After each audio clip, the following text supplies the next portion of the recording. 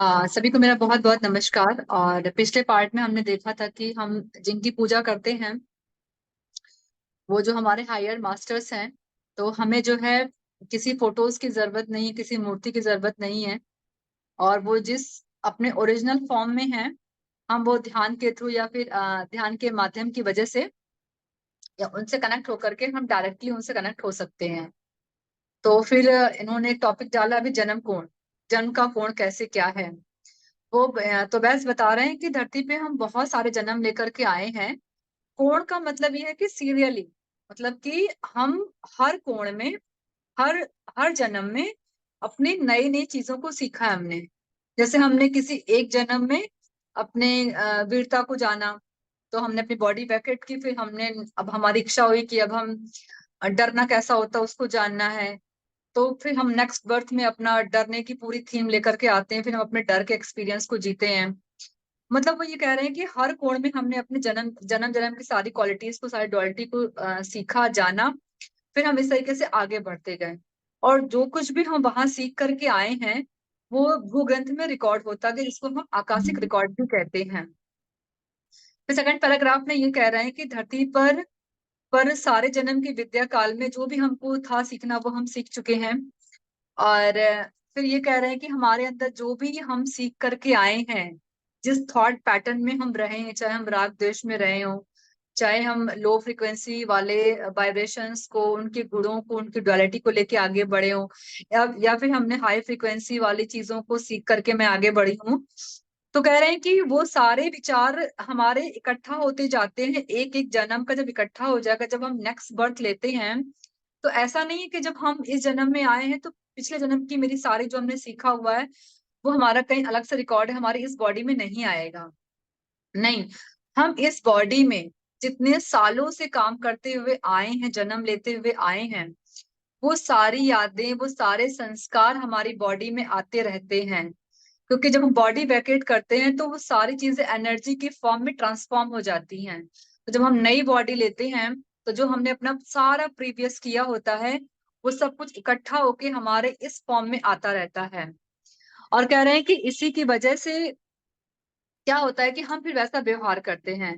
कह रहे हैं कि यही वजह है कि जब हम कभी मर भी जाते हैं तो हमारी वो एनर्जी है, हमारे मरने के बाद भी हमारी धरती पर रहती है। हमने अक्सर अक्सर ये देखा है कि कुछ लोग ये कहते हैं कि वो चले गए फिर भी हमें वो दिख रहे हैं। तो वो नहीं दिख रहे होते हैं, वो उनकी कोई ना कुछ एनर्जी वहां अटैचमेंट रहती है। वो जब अपनी बॉडी वैकेट करते हैं, जब उनकी डेथ होती है, जब उनका ट्रांसफॉर्म होता है, या ट्रांसफर, जिसको हम अभी तो हम लोग डेथ वर्ड नहीं यूज, अब हम लोग ध्यानी हो गए तो एक अच्छा ब्यूटीफुल वर्ड बोलते हैं कि उनका ट्रांसफर हुआ है या उनका ट्रांसफॉर्मेशन हुआ है। और ब्रैकेट बोलते हैं ना कि बॉडी को छोड़ना, या मतलब कहीं और जाना, अपनी बॉडी को खाली कर देना, उसको ब्रैकेट बोलते हैं। तो कह रहे हैं कि जब हम बॉडी ब्रैकेट करते हैं तो जो हम जिस एनर्जी में रहते हैं, हम उसी एनर्जी में वापस आने के हमारे बहुत चांसेस रहते हैं। इसलिए हमने जिस जन्म का जो भी लेसन सीखा है उसको सीख करके लास्ट टाइम पे जब अपनी हम बॉडी वैकेट करें तो हम बहुत अवेयरनेस में रहें।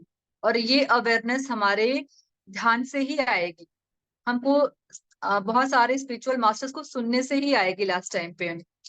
फिर वो आगे एक तरफ इशारा कर रहे हैं, कह रहे हैं कि कुछ आत्माएं जो होती हैं वो एक ग्रुप बना करके आती हैं। मतलब कि अगर वो एक वंश में पैदा हुई हैं तो किसी और कास्ट में नहीं जाएंगी या कहीं और सिटी में नहीं जाएंगी जब तक कोई बहुत बड़ा पर्पस ना हो, या फिर अपने उन्होंने उस वंश से या अपनी उस कास्ट से सब कुछ सीख लिया हो। तो ही अगर अपने आप को प्रोग्रेस करने के लिए वो अदर सिटी में, अदर कंट्री में या अदर कास्ट में जाएंगी। ऑलमोस्ट जो आत्माएं होती हैं वो अपने वापस उसी वंश में आती हैं। जैसे आज हम किसी की वाइफ हैं, तो अगर मान लीजिए मेरा कुछ पार्ट रह गया सीखने का, कि अगर मैं ग्रैंड मदर होती तो मैं अपने ग्रैंड चिल्ड्रन को कैसे पालती, या मेरे ग्रैंड बनने पे मुझे जो मेरी और जनरेशन होती तो उससे मैं क्या सिखाती या मैं क्या सीखती। तो फिर मैं वापस उसी जन्म में, क्या कहते, किसी की पोती बन के आऊंगी या किसी की दादी बन के मतलब क्या कहते हैं कि हमारा जो भी जन्म है, जो हमको सीखना होता है वो हम अपना रिसाइकिल करते चले जाते हैं। तो यानी कि बहुत सारी आत्माएं ऐसी होती कि हम ग्रुप में भी आते हैं और अपने वंश में ही रहते हैं। फिर आगे ये एक हमारे तो बैस बता रहे हैं कि जैसे गौतम बुद्ध का जो एग्जाम्पल राम था, राम था मैंने किताब नहीं पढ़ी है, बट मैंने स्वाध्याय सुना हुआ था। तो जो रामथा जी थे वो पहले एक क्रूअल यानी कि बहुत क्रूर और बहुत क्रोधी स्वभाव वाले राजा थे। तो जब उनका धीमे धीमे ट्रांसफॉर्मेशन हुआ, योगियों से मिले धीमे धीमे करके, जो भी उनका चरण जब आया है, तो उस चरण में उन्होंने जब ट्रांसफॉर्मेशन करना स्टार्ट किया तब वो एक जन्म में गौतम बुद्ध बने। यानी कि गौतम बुद्ध के पहले वो रामथा बने, रामथा के बाद वो लास्ट में गौतम बुद्ध बनते हैं। तो मतलब हम ये कह सकते हैं कि जो हमारा ट्रांसफॉर्मेशन होता है वो हमारे हर जन्म में हमारी ही ऊर्जा के थ्रू होता है, या जो हम चाहते हैं वैसा ही होता चला जाता है वो। फिर कह रहे हैं कि धरती पे हम क्या करने आए, किस लिए आए हैं, ये सब हम पहले से ही प्लान करके आते हैं। हमारे जो एस्ट्रल मास्टर्स होते हैं, हम उनके साथ बैठ करके सब कुछ कंप्लीट करके ही आते हैं। फिर वैसा हमें, अगर हमें चैलेंज लेना है तो वैसा अपना परिवार चुनते हैं, वैसा हम एक एक्सपीरियंस चुनते हैं। तो सब कुछ जो जो मेरे आसपास हमको बहुत चैलेंज दे रहे हैं, हमारी लाइफ को बहुत टफ कर रहे हैं जीने के लिए, इट्स मीन्स कि हमने सब कुछ प्लान करके रखा हुआ है कि आप मेरे साथ चलोगे, आप ये वाला रोल रोल प्ले करोगे, आप मुझे बहुत तंग करोगे, फिर आप मेरे कुछ एज के बाद आप आकर के मुझे मोटिवेट करोगे, फिर मैं उस एनर्जी से आगे जाऊंगी। क्योंकि हमने ये देखा है ना कि आपको एक एज के बाद कुछ अच्छा सा फील होता है। जैसे मैं 2015 में ही कुछ चाह रही थी कि मैं पूजा पाठ तो करती थी, लेकिन अंदर से ना एक जो लगाव होता है कि ये मतलब मेरे मन में एक प्रश्न रहता था कि चालीसा पढ़ लूं, उसमें से भगवान की तारीफ हो रही है, तो ये तारीफ पढ़ने से क्या हम भगवान से जुड़ जाएंगे? मतलब मुझे अक्सर ये मेरे अंदर प्रश्न रहता था। और जो भी मेरे घर में किताब पढ़ती थी पूजा पाठ वाली, उन सब में तारीफ ही लिखी रहती थी कि आप सूर्य के समान चमकते हैं, आपके पास 10,000 अस्त्र हैं। तो मुझे अक्सर होता था कि जिसकी भी देवी देवता की चीजों को पढ़ो तो उसमें सिर्फ तारीफ ही तारीफ है। तो मतलब मैं कनेक्ट नहीं हो पाती थी, लेकिन मैं करती थी उसको, अब वो चाहे मेरे परिवार का संस्कार रहा हो। तो मैं, लेकिन मुझे अंदर खोज थी कि यहाँ कुछ, ये कुछ समझ में नहीं आ रहा है। तो मैं भगवान से बात भी करती थी कि भगवान ये क्या है, कैसे है। तो मैं चाहती थी कि मुझे कुछ ऐसा मिले जिससे मुझे फील हो कि हाँ, इसके परे भी कुछ है।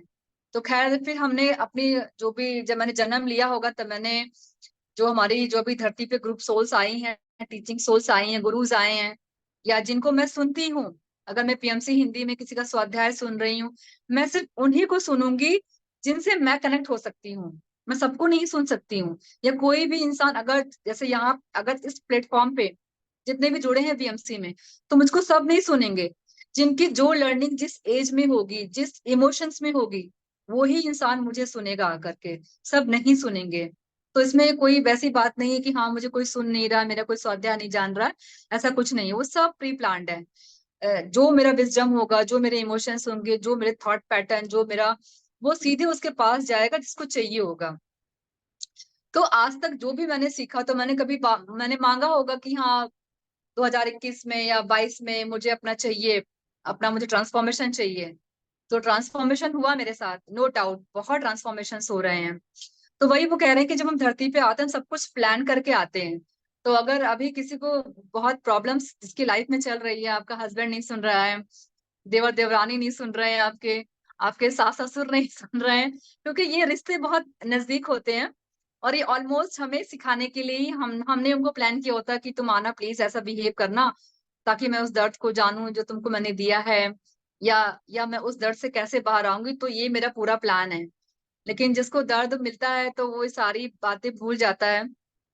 लेकिन एक समय आता है जब आप सुनते जाओगे, कई मास्टर्स को सुनते जाओगे, तो रियली फिर आपको वो फील होगा, वो जो बाउंड्री बनी हुई है कि नहीं ये मुझे तंग कर रहे हैं, वो बाउंड्री आपकी टूट जाएगी कि नहीं, जब हम सब कुछ प्लान करके ही आए हैं तो यहाँ कुछ सीखने आए हैं, या फिर यहाँ हम चेंज होने आए हैं। तो वही वो बता रहे हैं कि हम सब कुछ पहले से सब कुछ प्लान वैन करके आते हैं। फिर अब ये बात बता रहे हैं, अब एक नया टॉपिक डाला है, एस्ट्रल के स्तर, एंजल के स्तर। ये मेरा बहुत फेवरेट टॉपिक है। और वो बता रहे हैं कि जैसे हम जन्म में बिहेव करते हैं अपने संस्कार की वजह से, जो हमने सीखा सब कुछ जाना, वैसे ही हम एस्ट्रल लेवल पे करते हैं। यानी कि जब हम बॉडी वैकेट करते हैं तो हम सीधे हाईनेस वाले एरिया में नहीं जाते हैं। उसमें बहुत सारे लेवल्स होते हैं, यानी कि हमारी हीलिंग होती है। अगर हम बहुत दर्द में मरे हैं, या जैसे हम जो लेसन सीखने आए थे वो हम नहीं सीखे, और हमें बड़ा गुस्सा, बड़ा क्रोध, बड़ा दुख रहा, और तब हमने अपनी बॉडी वैकेट कर दी, तो हम सीधे हायर्स में नहीं जाते हैं। हमारे एक एक एस्ट्रल लेयर है, एस्ट्रल वर्ल्ड है, वहां हम जाते हैं। और वहां भी हम वही करते हैं जो हम धरती पे करते आए हैं, कि अब गुस्से में थे तो हम गुस्सा वाला ही वहां पे एटीट्यूड रखेंगे, कोई समझाएगा तो हम नहीं समझेंगे। तो वहां पे हमारी हीलिंग होती है पूरी प्रॉपर। और कुछ दिन तक तो हमको समझ में ही नहीं आता है कि मैं कहाँ आ गई हूँ। वही बिहेव हम लोग करेंगे। बस फर्क इतना होता है कि हम यहाँ पे हाई डेंसिटी में होते हैं, और एस्ट्रल वर्ल्ड में हम बहुत हल्के हो जाते हैं। फिर जो हमारे एस्ट्रल मास्टर्स होते हैं वो हमारी हीलिंग करते हैं, हमको बहुत समझाते हैं, क्योंकि वहाँ का एरिया बहुत प्योर है, बहुत क्लीन है, और एस्ट्रल मास्टर्स की इतनी लव एनर्जी होती है। फिर हम धीमे धीमे अपने दुख से निकल करके, उनके अंदर पावर्स होती है हमारी हीलिंग को करने की, बॉडी जो भी हमारे जिस लेवल पे हमारी बॉडीज होती हैं, इमोशंस बॉडी या और भी जो बॉडीज होती है, वहां पे वो हीलिंग करते हैं हमारी बॉडीज की। और तो हम जब हील हो जाते हैं तो फिर अपना नेक्स्ट प्लान लेकर के फिर हम अर्थ पे आते हैं। तो कह रहे हैं कि ऐसा नहीं है कि मरने के बाद हम एकदम से हाईनेस में जाएंगे, नहीं। हम जब सीख लेंगे तब हम हाईनेस में जाएंगे, और जब हम एकदम से लास्ट वाले निर्वाण एरिया में चले ही जाएंगे, तो हमको फिर जन्म लेने का मौका ही नहीं मिलेगा। यानी कि जो आपको सीखना है, समझना है, लड़ना झगड़ना है, किसी से आपको और कुछ जानना है, तो यही यही मौका है। अभी तो हमारी अर्थ की फ्रीक्वेंसी, में बार बार यही कहती हूँ कि हमारे अर्थ की फ्रीक्वेंसी बहुत सुंदर हो गई। आप जो चाहो वो सीख करके आगे बढ़ सकते हो। बस एक थोड़ी सी हिम्मत, और बार बार आपको अपने आप को क्लीन करना है, क्योंकि हम हर 2 घंटे में पोल्यूशन ले रहे हैं। वो चाहे मेरे आसपास मुझे पल्यूट कर रहे हो, या हम खुद पोल्यूशन में जा रहे हो अपने थॉट पैटर्न की वजह से, या सामने दिख रहा है, तो पोल्यूशन को हमें हर दिन, हर घंटे क्लीन करते रहना है। एक समय ऐसा आएगा कि आप कंप्लीटली क्लीन हो जाओगे। कोई कितना भी पोल्यूशन देगा, आपकी बाउंड्री बन जाएगी, नो, इस बाउंड्री के अंदर कोई थॉट, कोई ऐसी चीज नहीं आएगी जो मुझे पल्यूट कर रही है, जो मुझे क्लेंजिंग में नहीं जाने दे रही है। फिर ये बता रहे हैं कि हमारे नाम, एक पैराग्राफ डाला इन्होंने, हमारे नाम। कह रहे हैं कि हम हर जन्म में अपना अलग अलग नाम लेते हैं। सही बात है, आज मैं पुष्पांजलि हूँ, तो हो सकता है पूर्व जन्म में मैं कोई योगेंद्र रही होंगी, या कुछ और अंबिका रही होंगी, तो मेरा हर जगह, हर हर जन्म में नाम अलग होगा। लेकिन हमारा एक शाश्वत नाम होता है जिससे हम बुलाए जाते हैं। तो तो बस कह रहे हैं कि जब जोफ्री हॉप, जब वो कवलुत्र का नाम दे रहे हैं, तो बस उनको कवलुत्र बोलते हैं। तो इसमें से हम ये कह सकते हैं कि शायद जो जोफ्री हॉप का वो शाश्वत नाम होगा कवलुद्र। तो आज मैं इसी पे खत्म करूंगी, क्योंकि कल हम फिर नया यहाँ से है इस बीच, फिर मैं यहाँ से इसको स्टार्ट करूंगी। किसी को कुछ पूछना हो, अपनी कोई बातें कुछ शेयर करनी है, तो वो कर सकता है। So now over to you Priya. Thank you so much Pushpanjali ने बहुत ही अच्छी बातें बताई। और कोई भी कुछ पूछना चाहता हो तो सीधा अनम्यूट करके बात कर सकते।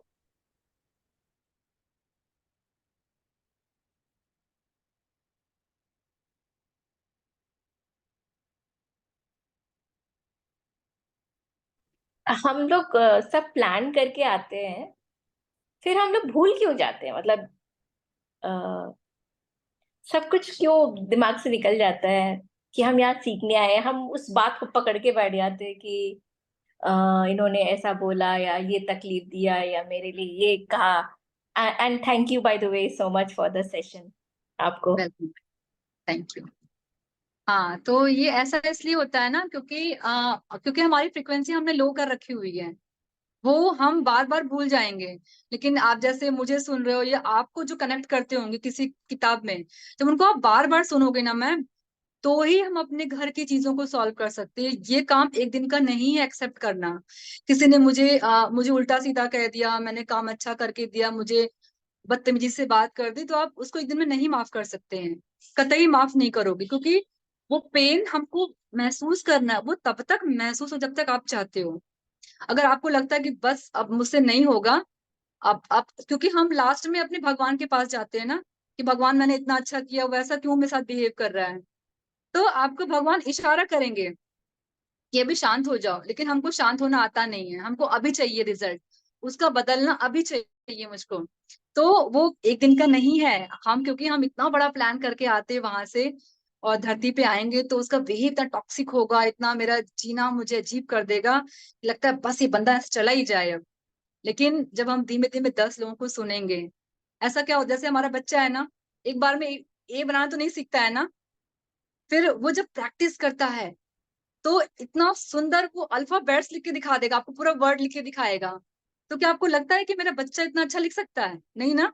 तो ऐसे ही जब हम बार बार सुनेंगे कि हम प्लान करके आए थे यार, ये ऐसा बिहेव कर रहा है, कुछ सीखना है, कुछ सीखना है, तो हम बार बार वो वर्ड जब उसको जानेंगे कि ऐसा बिहेव कर रहा है, अच्छा उसको तो अभी हम नहीं बदल सकते, मुझको बदलना है, तो फिर आप ऐसे लोगों को सुनना शुरू करोगे, या ऐसी बुक्स पढ़ना शुरू करोगे, या ऐसा कोई भजन सुनोगे ना कि आप कनेक्ट हो जाओगे। तो आप धीमे धीमे एक एक लेयर माफ करोगे, एकदम से कंप्लीटली उसको नहीं माफ कर सकते, एक एक लेयर हमें एक्सेप्ट होगी, लेकिन हो जाती है वो। तो ये चीज है।